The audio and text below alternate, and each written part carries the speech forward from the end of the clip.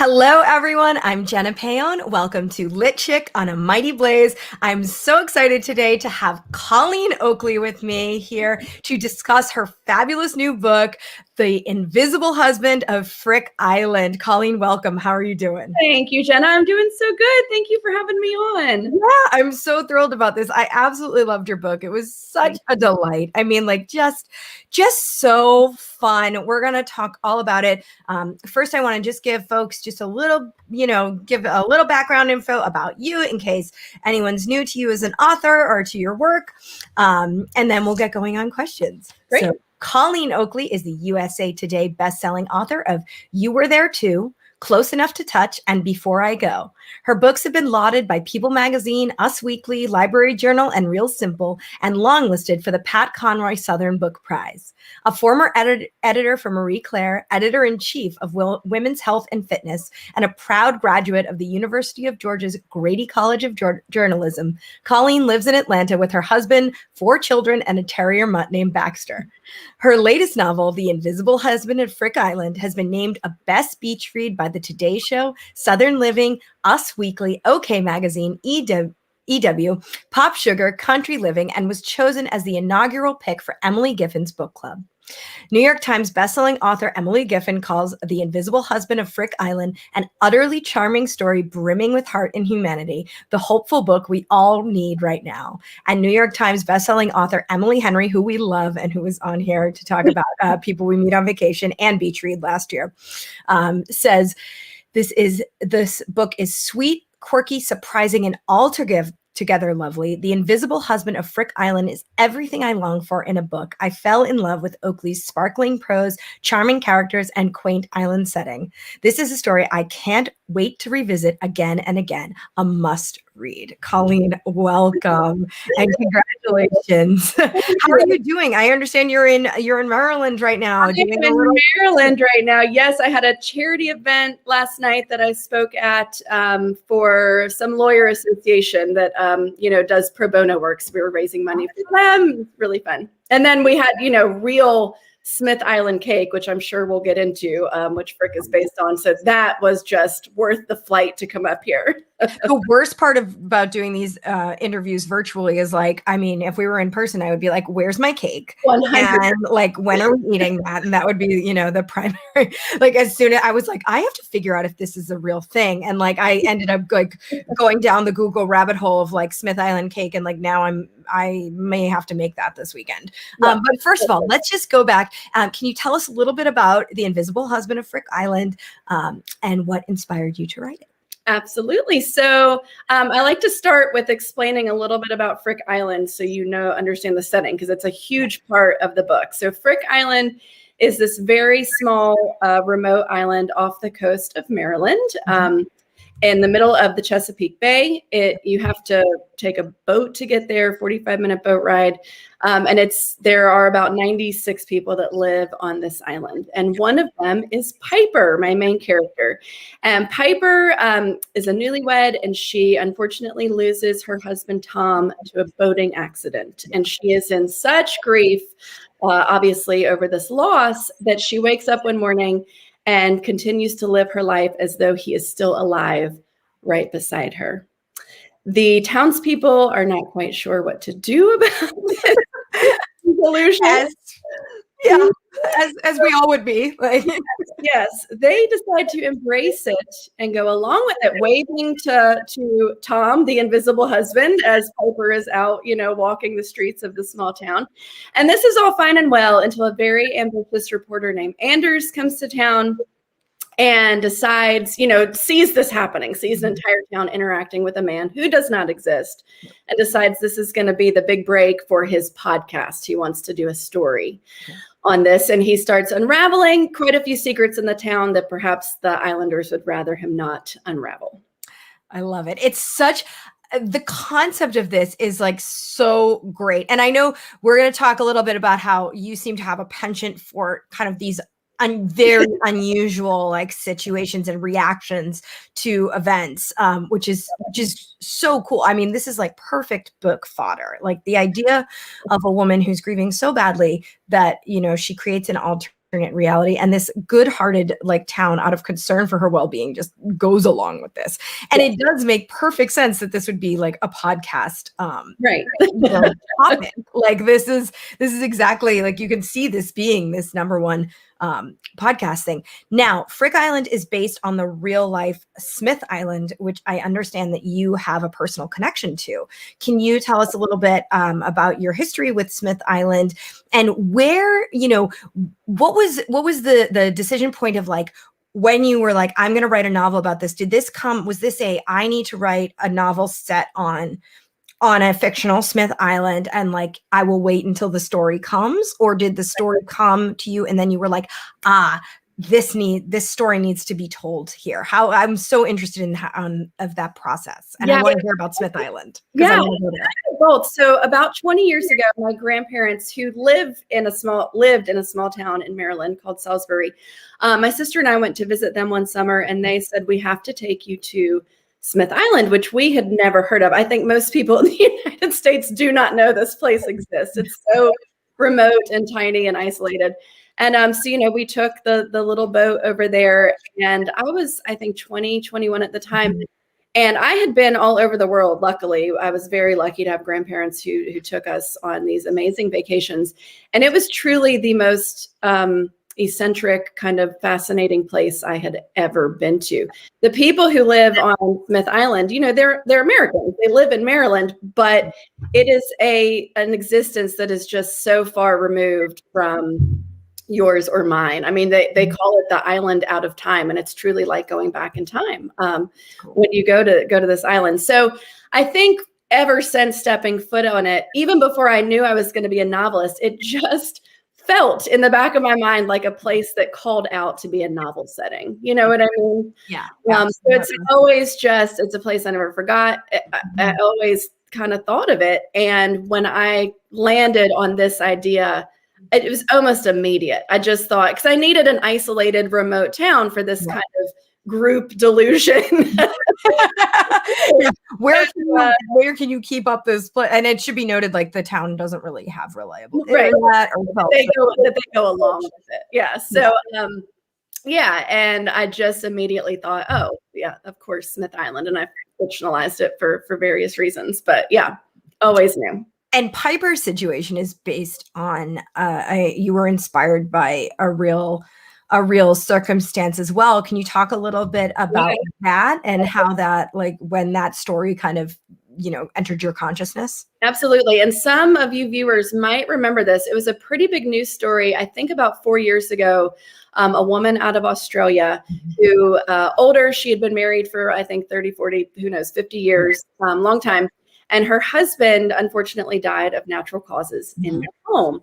And she was so in denial about this. I mean, I think it was a true psychotic break, that she left his body in their home and continued to live outwardly to her community and neighbors as though everything were fine. Her husband was still alive. Everything was fine. And this is a little bit morbid. It wasn't until an odor, started to enter her home that neighbors kind of, understood what was going on. But I mean, that was just everybody deals with grief in such different ways. And that was the most different way I had heard of somebody dealing with grief. So it struck me. Yeah. Now I'm totally afraid that, like, someday, like, that's how I'll deal with. Like, I'm like, oh God, like, don't put that in my head. Anyway, so it sounds like this was like kind of a thing of, like, you always had this in the back of your head, and then when you were like, oh, that's the story that goes here. Is that sort of typical of how you approach projects? Do you have a standard entry point and, like, a standard kind of component that comes first? Are you usually a setting first author, or are you, a story and or a character, and you're looking for the rest? Is there any pattern, or is it different? Yeah, I think this is my most, like, setting heavy book, where the setting is absolutely a character in the story. So generally, setting does not come to me first. It's truly very much like it happened with this book, where I hear something interesting or see something interesting or read something interesting, and it just sparks this idea in my weird little novelist brain.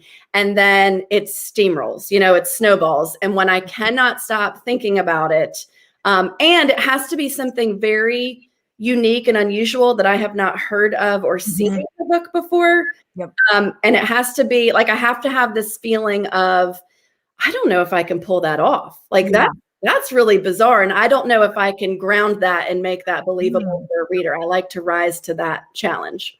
That's an interesting thing. So what do you think then? Because you do tend to write these books with like sort of these very extreme situations, and like it's either a psychological situation or a physical situation or something. That seems to be kind of a little bit of a hallmark for you, or something that you return to. What is it about that? So that thing of like, I don't know if I can handle this. So are you like naturally kind of a little bit of a risk taker, and how do you then approach that? Like this is like a very interesting thing that I think most writers probably need to learn how to do, is get from, I don't know if I can do this, to I'm going to try. So how do you get to I'm going to try, and how do you kind of combat that feeling of I don't know if I can do this? That's a great question. So I mean, I always have been somebody who likes to rise to a challenge and prove people wrong. I have quite a competitive spirit. My husband's chagrin, I think. I'm not fun to play Monopoly or Scrabble with, for sure. Me neither. So yeah, that's probably kind of the component of my personality that makes me intrigued by these challenges. I don't love when, I love reading books that feel very comforting, that I know exactly what's going to happen, but I don't like writing them. Like if I know exactly what's going to happen when I sit down, that is not interesting to me to write. If that makes sense. So I really enjoy the challenge and need the challenge of that for my writing. Cool. But yeah, so it excites me in the beginning, and I'm like, oh yes, this is going to be a book. This is exciting. I can't wait to see how it turns out. Yeah. And then somewhere in the middle, I am cursing myself. Like, that sounds right. Do this, I can't do this. This is impossible. And I think writers, no matter what topic you're writing, can relate to that feeling in the middle of this feels absolutely impossible. So how do you push through that impossible thing? How do you push through that doubt? Do you just do you give yourself some time off, or do you kind of are you stubborn and dig your heels in, and you're just like, I'm going to hit my head against the wall until I figure it out? Or do you have any little rituals, or is it just, you just try? It depends on the day. I mean, a lot of times I will try to push through it, simply out of the fact of deadline, and I just feel that pressure and know that I need to. But a lot of times I will, push away from the computer, take a walk, mow the lawn, which I know sounds really weird, but anytime I give my brain space to breathe without, feeling that pressure in front of the computer, it will start to untangle those knots. 100%. I mean, that's the thing of take a shower, right? Yeah. As your brain, but the yard work thing is so true. That's like housework is so helpful, right? For those mental roadblocks like that. Yeah. That's actually, that doesn't sound crazy at all to me, because I feel like that's because if you're just I'm going to take a walk completely, sometimes it's well, now I have to come up with a great idea and it's too much pressure. But if you're doing something productive, then your brain is something else that's repetitive and productive and True. I know a lot of writers who bake. I'm not a baker, but I can see how that would also, work. We're going to talk about the baking too. But I want to go back to Frick Island, because I just I said before in the green room to you before our interview, Gilmore Girls is my all-time favorite thing that was ever created by anyone. Amy Sherman Palladino, if you happen to see this, I love you. You're my hero. I will. We will abandon our families and come and get you coffee. That's I love you. But I get so many Stars Hollow vibes from this place. It's so great. So I want to talk about the physical construction first of this fictional Frick Island, and then I want to talk about the community. Okay. So let's talk about fictional Frick Island. Obviously, Smith Island is a place you had been to. You have experience there. How did you go about constructing the fictional one? And were there certain things that you were like, well, this has to be different because for the sake of the book, I need to change things. And did can you talk about that process a little bit and any little roadblocks you hit with that? Yeah, for sure. So the two main things that are obviously very different about Frick Island from Smith Island, number one is the layout of the actual town, the businesses and the stores, and that was basically just based on, efficiency and need in my imagination of what the town had to have, what stores and businesses needed to be there for the sake of the story. Yes, and it's a great map. I always have wanted a map in front of one of my books, so that was a childhood dream come true for me. Did you draw the map? No, I mean I sketched it out very poorly in my artistic hand, and then passed it along to a graphic designer who then made it look amazing. And then the other main thing, obviously, is the characters. I wanted to make sure that nobody on Smith Island thought that I was writing about them. They're all lovely people, but I certainly didn't want them to be offended by anything that I wrote. So let's talk about populating this town. So how did that just in terms of a character in general, obviously Piper was going to be there because that it sounds like she came first in terms of the cast of characters. Now, then did Anders, who is your other protagonist, he's the journalist who hears about Piper's story and comes to the island, and he's the classic outsider who needs to learn, the ways of this place. Did he come next, or did somebody in the town come next? And then kind of how did you build the town? I had, if I remember correctly, I think it was Piper and Tom, who's her husband, that perished in the boat accident. I believe their kind of love story blossomed first for me, and then Anders kind of grew as a character. And then, I always knew there would be a boat captain. So Bob Dan, Bob Dan, greatest name ever, Bob Dan.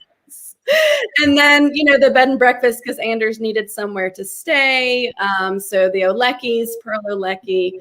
And then, I just populated it with characters. And it was honestly just driven by comedic effect and fun for me as I was writing, what would be funny here? What kind of personality do we need for comedic effect? And I just had a lot of fun writing it.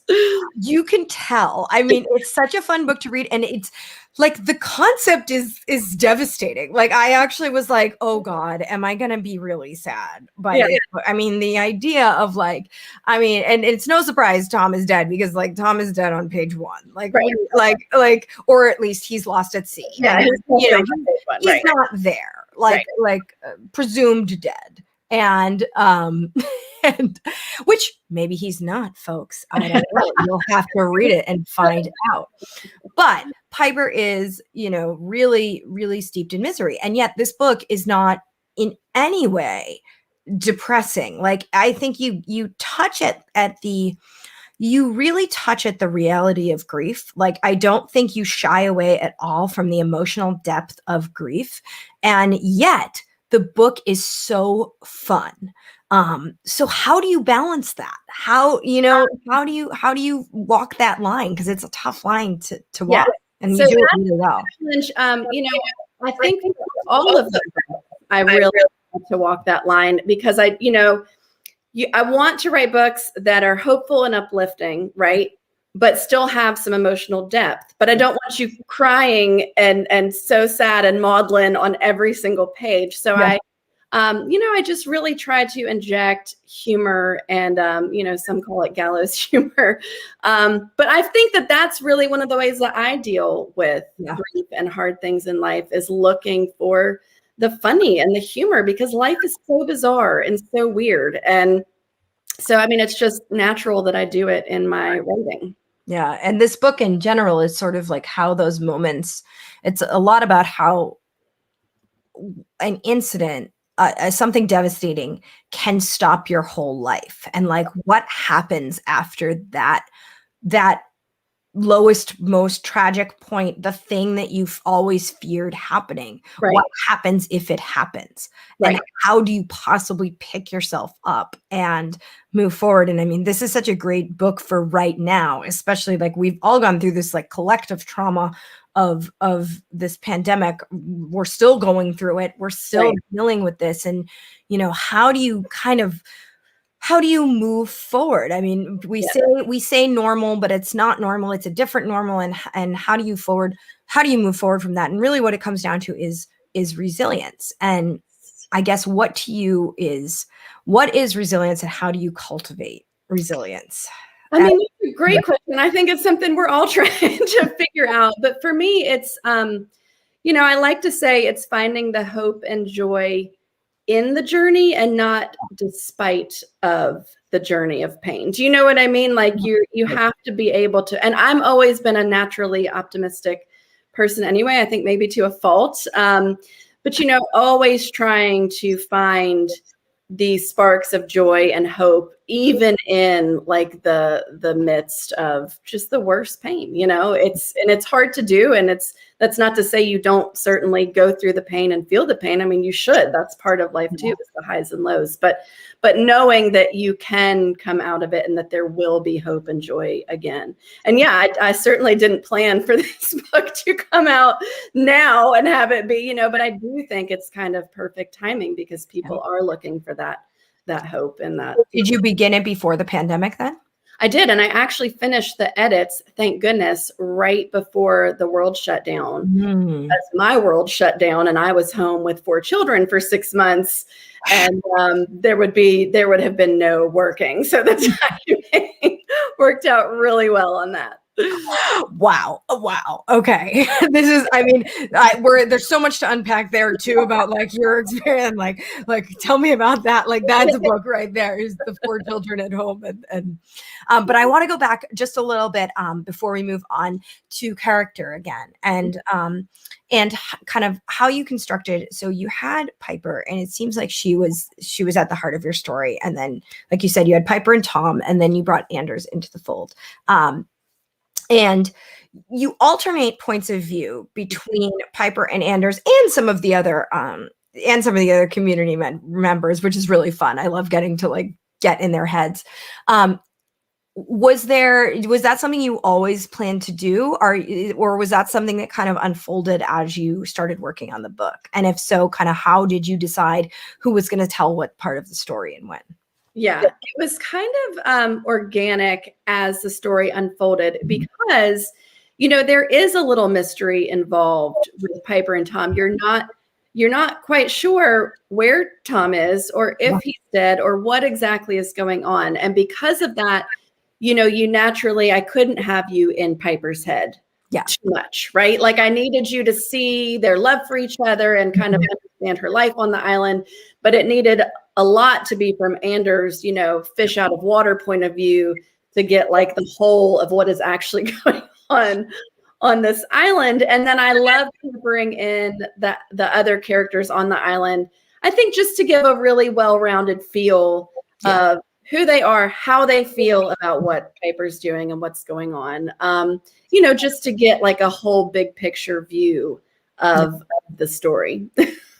So are you a pantser or a plotter in terms of this? Are you somebody, it sounds like maybe you're a bit of a pantser in terms of like getting concept and then kind of just rolling with it. What's your actual, like, once you've got concept, what do you do next? Or do you make an outline? Do you just dive in and start writing pages? How does it work for you? I am a huge pantser. I generally know, you know, where I'm starting, who the characters are, and where I'm going. Like I generally know like the twist or the ending, and I just have no idea, you know, how I'm getting from point A to point B, which I like to say that's where the fun is. But if you're a writer, you know, that's where the misery is. Figuring all of that out.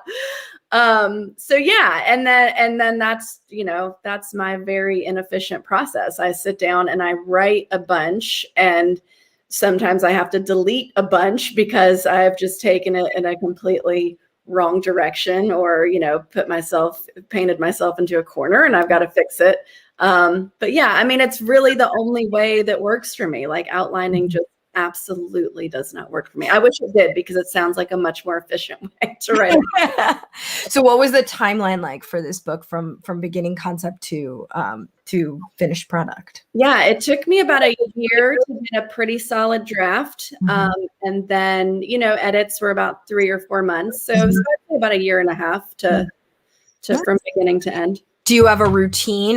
Do you have a daily routine that you go about, or are you, or do you kind of just write whenever you can and get it done? Are you like somebody who does like big sprints, or are you like a word count a day person, or hourly time? Like, yeah, I'm not a word count a day person. Like that just makes me feel like a failure if I don't hit my word. And then I get really hard on myself. So I do not like the word count.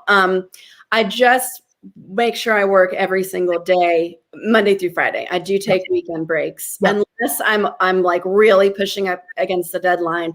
And then I'll go to like sequester myself to a hotel or something and like knock out those sprints. Being a mom, which I'm sure a lot of mom writers can relate to, it forces you to really have a schedule. So the second my kids go to school, I'm at my computer up until the second I hear the bus pull up outside. And then my mom hat is on and my writer hat is gone. So I love that. Yeah.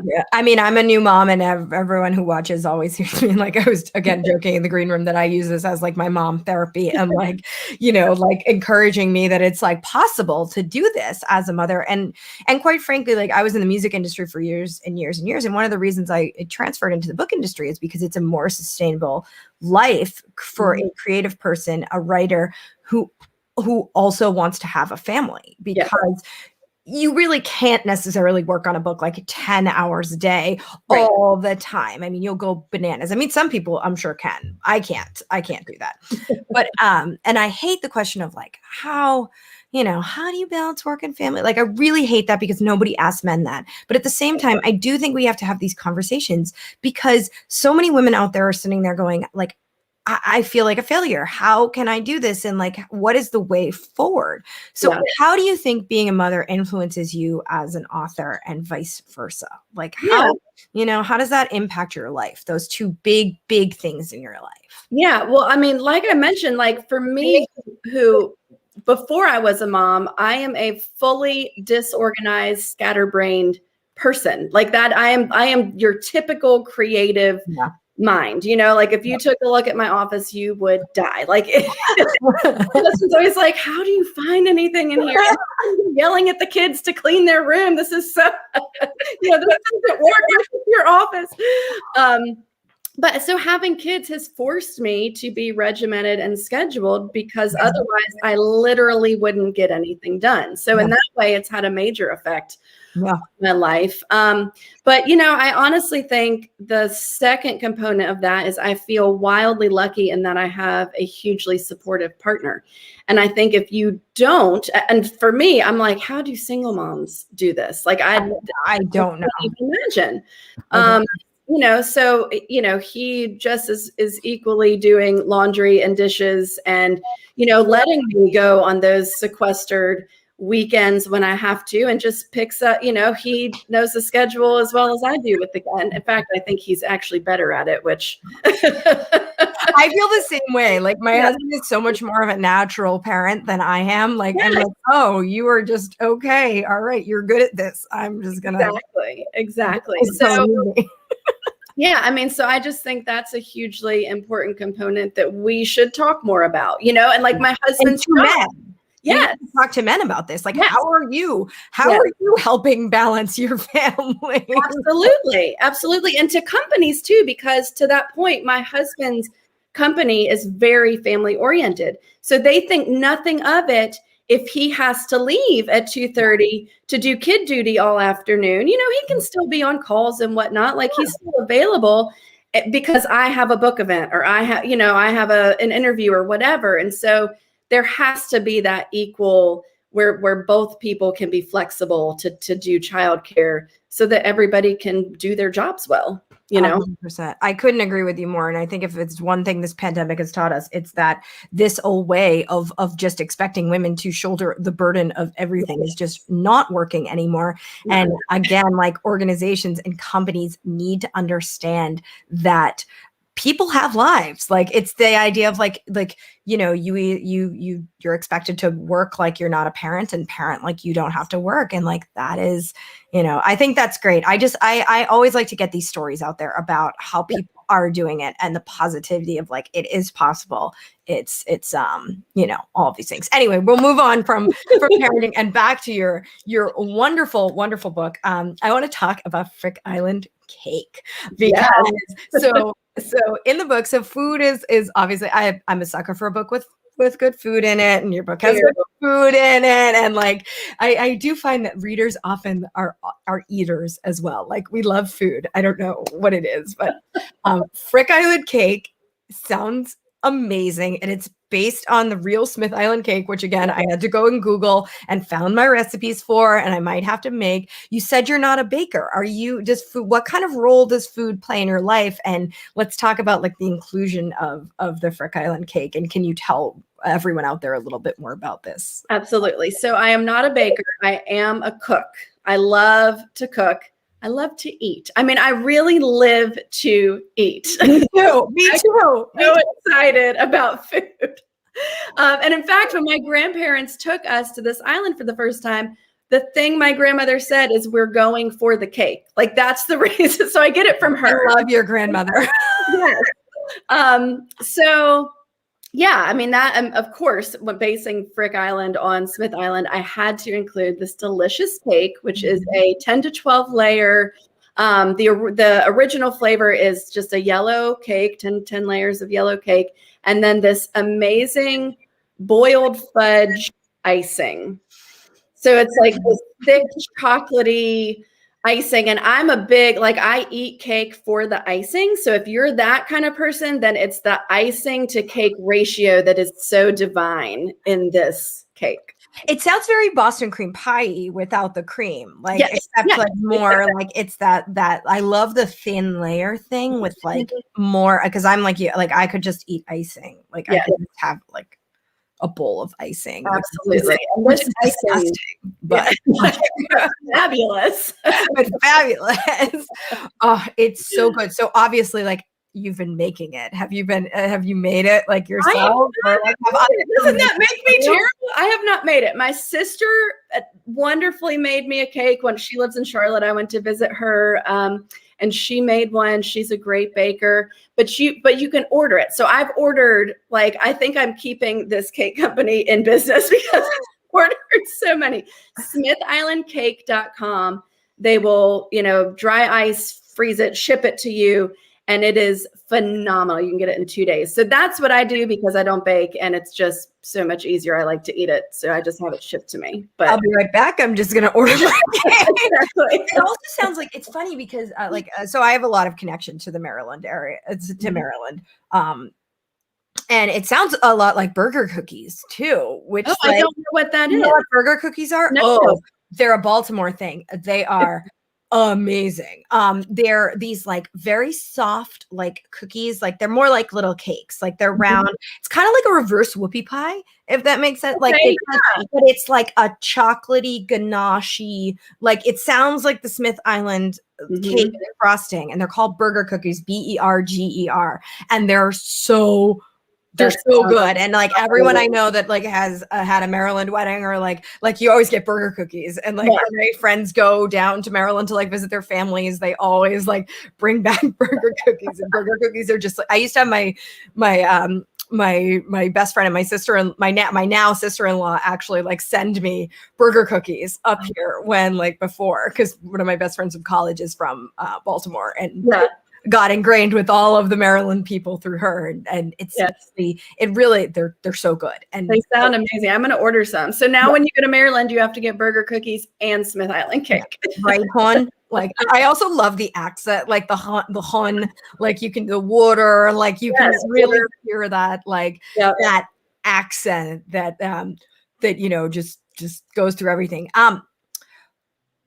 When you were writing, did you go back to Smith Island? Did you go back, and what other kind of research did you do for this book? Yeah, so I took, I had been to Smith Island so long ago, like I really wanted to go back and make sure I got a lot of those, those really island details that are very specific to Smith Island, and made sure those were fresh in my mind. So my mom and I took a mother-daughter trip over to the island, which was very memorable. For one, because it's a dry island, like Frick Island is in the book, and my mom likes her wine, so she was very unhappy not to have her wine. Yeah, the dry island, that's the only thing that makes me never going. Sounds delightful. Yeah, so I did do that. And then, of course, like I do for all of my books, I love the psychology of people, which I think is probably one of the things that makes me enjoy being a novelist. So I really delved into, the psychology of grief and of course, delusions and what is it? It's post-bereavement hallucinatory experiences. There is a scientific basis for what Piper experienced. Absolutely, not necessarily to her degree, but absolutely. I mean, any of you who have lost somebody, I think most people experience, hearing their voice, or you kind of glance over and you think you see that person in the chair. And a lot of people experience smells, like you get a whiff of their perfume or something that they, that's linked to them in some way. Yeah. And those are all called post-bereavement hallucinatory experiences. So, they're very common, which I found interesting, but it made a lot of sense. If you have lived with somebody for that long and you're grieving their loss, I just think your brain does things. Absolutely. I mean, sometimes denial is a very powerful coping mechanism, and sometimes it goes to an extreme place, which makes for fascinating storytelling.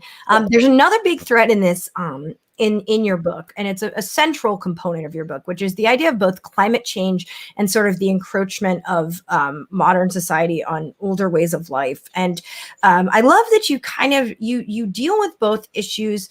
You tackle them head on, but you also deal with them from a practical point. And I do feel like you give a lot of like solid viewpoints, and competing viewpoints, and like you weigh the pros and cons of different situations. And, this island is sort of in it's in a state of trying to figure out what it's going to be, and can this way of life survive? And if so, how? And does it need to adapt to the modern world? And if so, how? And how do you do that without ruining everything that makes this place good, but also trying to keep things sustainable? And that's, I feel like on an individual level, we're all kind of grappling with this of like, how do we let, how do we let technology influence our lives and help our lives without becoming a person who's constantly addicted to their phone? And how do we think consciously about the environment while making, choices that are, without like having to grow our own food like all the time, or like, it's impossible to live completely sustainably. It's also impossible to just consume, without thought, I think now. I mean, I'm sure it's possible for some people, but if you have any sort of social conscious, it's hard to not weigh the ramifications of your actions. So I guess what compelled you to include these topics in such a big way in your book, and how did you kind of go about constructing those arguments? Well, I think that I couldn't talk about an island off the coast of the United States without talking about climate change, because most of them are dealing with the effects of it. Yeah. And, Smith Island, there are people on Smith Island who do not believe that is the cause of the erosion on the island, or necessarily believe the projections that it may not be there in 80 to 100 years. And so I definitely had to include it. And it wasn't until I was writing it that I realized it was quite a metaphor for the theme of the book, which is denial, right? Piper is in denial that her husband has died. And then the bigger idea of being in denial that climate change could be taking away your way of life, your home. And so I felt, compelled to tackle all of that. And I also felt really compelled to tackle the idea that, all of us have different beliefs. And of course, we're living in such a moment of people really, being against each other. It's very black and white, whether you're on this side or this side, and then you hate the people on the other side. I mean, that obviously we've seen a lot of that politically in our society. And that, to me, I think the only way forward is to view each other as fellow humans again. Like, despite your, beliefs that may be completely antagonistic, we have to remember that we all have more in common with each other on a very personal level. We all love our family members. We all grieve when we lose somebody. And I just wanted to remind myself, I think, in writing the book, that there's so much more that we have in common than what separates us. Because like I said, I'm an eternally optimistic person. Like, I think we can fix this.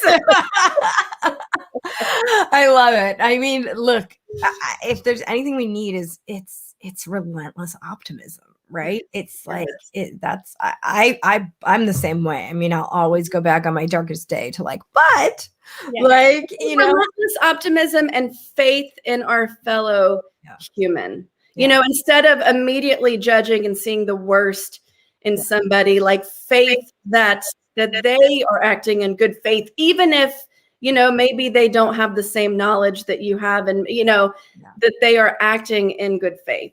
Most of them, most of us, right? Most of us, I believe, are acting from the place that we feel like we're doing what's best. Now, that might be very, very misguided, but most people do believe are coming from that place. I know we have to figure out how to communicate with each other in a totally different way now. Like, we actually need to completely change the language of how we interact as people. And thank God for books to help show us ways of and now back to your book, Anders. I want to talk about Anders for a bit because Anders is very of the moment. I just think this whole thing with the podcast is it's so of the moment, and I love it because you have this juxtaposition of this town that lives this way from that it hasn't changed in the past many decades. There's really not that much difference from the early 1900s to now. And then you have Anders, who is so of the moment and is a podcaster and doing the thing that is so of right now. Yeah. The only other thing would be if he was a TikTok king, which but it's such an interesting juxtaposition. And Anders has a journalism background, and I love how you really I don't know why, but it didn't really connect the dots to me that podcasting is that outlet for journalists now, because newspapers are such a dying world. And you have a journalism background, working in magazines, and for many years, I mean, big time magazine jobs that you did, and yay for cool print publications and all of that. I still buy magazines. I love yay! I'm so glad. I love a good magazine. I love my magazines. But so how do you think your work in the magazine, nonfiction world, informed your writing, and what was it that made you decide to make a transition from working in magazines to writing books? I've always wanted to write books. I mean, from the time I was a little girl, I've always been interested in other people's stories. I think my mom would call it nosy, but that it endlessly fascinates me how other people live and how it's the same or different from my life. So, in college, I understood that novel writing was probably not going to be a way I could instantly make money and feed myself. And so journalism was really a natural, job to go into. And interestingly, when I graduated, which was many years ago, that was the beginning of the death of newspapers. The internet came out and everybody was like, newspapers are dead. Fortunately, they found ways to survive, although they're still obviously really struggling. And so I was able to connect with Anders, even though he graduated 20 years after I did. I mean, he's still dealing with that. He wants to be a newspaper person and is dealing with, not being able to go right to the New York Times or the Washington Post like he would like to. I love that.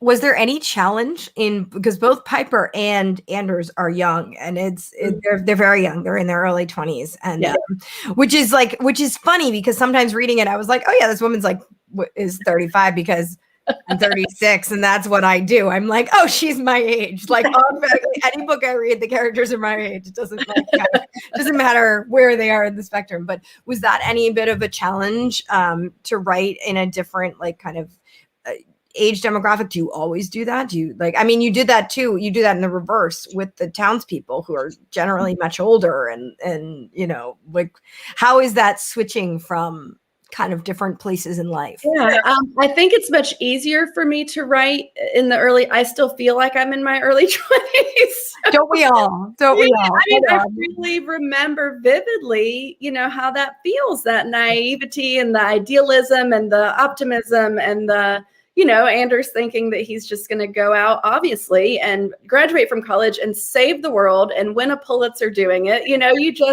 That's what you believe, or that's what I believed. But I believe too. I still believe that.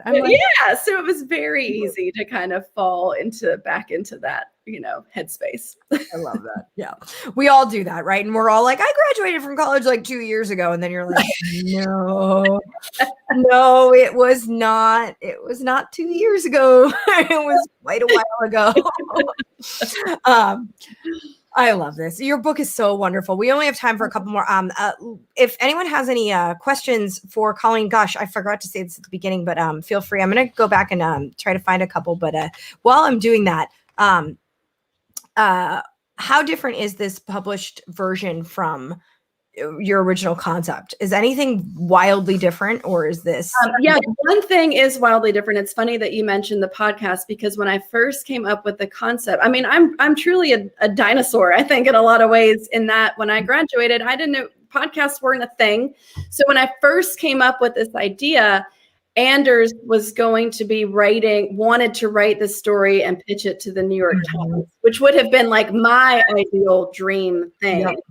And I had to realize that I am not 20 any longer, that technology has come a long way, that is not what a 23-year-old kid would be. That wouldn't be his dream. So it took me a couple months for the podcast thing to hit me. And once it did, I was like, oh, this makes perfect sense. And I was off and running. Yes. That was the big difference from my original concept. I love that. And we just had a question. Are any of your characters based on real people? Can you tell us? You probably can. Oh, never. No, I think most writers would agree that you kind of crib and steal different personality traits, either consciously or even subconsciously sometimes. And I think every character has like a little bit of me in them, for better or for worse. So yeah, I've never consciously created one based on somebody I know. And Margaret was saying, she was mentioning some other books that have kind of class clash vibes, particularly in terms of Island. Is that something that comes up on Smith Island? And I guess there is a clash. Can you talk a little bit, Yeah, there's a clash of outsider versus people who live there. And it's the come heres versus the from heres. But class isn't necessary. I mean, everybody in Smith Island, forgive the pun, is in the same boat. It's so small. They all, the men are watermen. They fish and crab and oyster for their living. And there's not like a big, the have and the have-nots at all. They all have the same. Yeah, there are some other, oh my gosh, I love this question from Sylvia. There are some other, like, the developer and potential developer of the island and things. So there are some things like that. But I love this question from Sylvia. Has your husband altered his life insurance policy since the release of your book? I have to send proof of life photos to his mom. No. He, I think, raised an eyebrow when he heard the title of the book. Why is he invisible? I'm concerned. No, but of course, once he read it and understood, he sleeps beside me. He doesn't sleep with one eye open. It's fine. We're fine. Was it difficult for you at all to write this? I mean, like, this is kind of one of those things that, like, I might be too afraid to write this book. Like, yeah, I mean, you're living out your worst nightmare, and like, my husband dying would be besides my children, would be the worst thing that could happen. And so, that's part of being a novelist. I do think you go there, you go to those deepest fears, to to mine those emotions and then just really hope that because you lived through it in a book, it'll never happen in real life. I love it. Anissa says, what are you most proud of as an author? And please have another event in Greenville. I met her in Greenville. She's lovely. What am I most proud of as an author? I think I'm just most proud of being an author and having published books. And, it's just such an accomplishment for me because it's what I always wanted to do. So I love every second of it. I don't take it for granted. That's awesome. I love that answer. That's the best answer ever. I'm like, yes.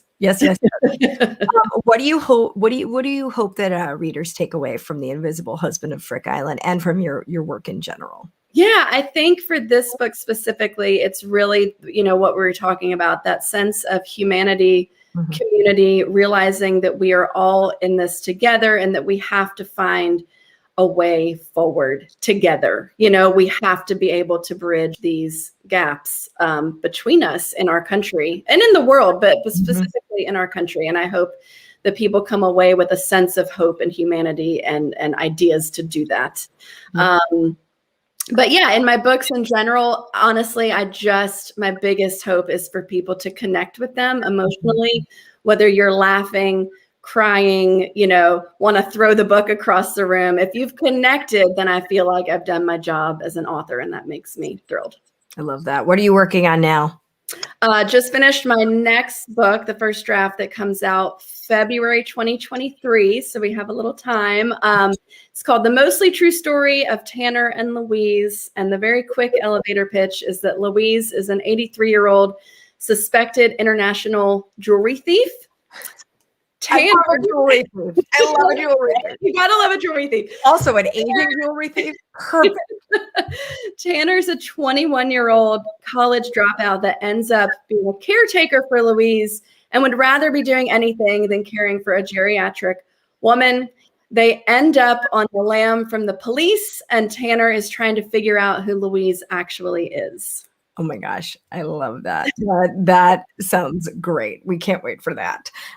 Last question. What is the best writing advice you've ever gotten in your life? And what's the worst writing advice you've ever gotten? Like what's like the best thing you've learned and like the thing you've learned is like not a thing. The best thing I've learned is when you're writing a book is to touch it, look at it, open the document every single day, even if you only have 15 minutes, even if you only read a sentence, because it keeps it top of mind. So like your brain is constantly working on it and thinking about it, and you don't forget and lose that going forward momentum. So all writers, that is my biggest advice is look at it, even if you're just rereading what you've written the day before. The worst advice, I think, is write what you know, because I think it's misconstrued.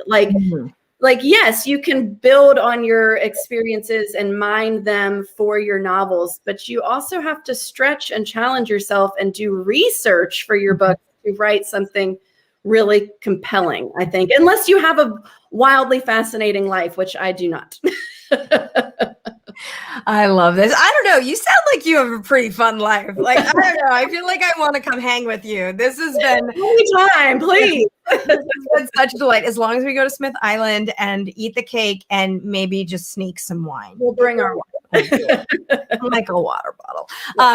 Colleen, thank you so much for being here. Thank you everybody for joining us. The Invisible Husband of Frick Island. Oh, I'm so sorry. Last real question. Do you have any independent bookstores you want to give a shout out to? Yes, Foxtails in Woodstock, Georgia. They're my favorite. They're charming and delightful, and I love going there whenever I can. They're great. Awesome. Yes, please support your independent bookstores.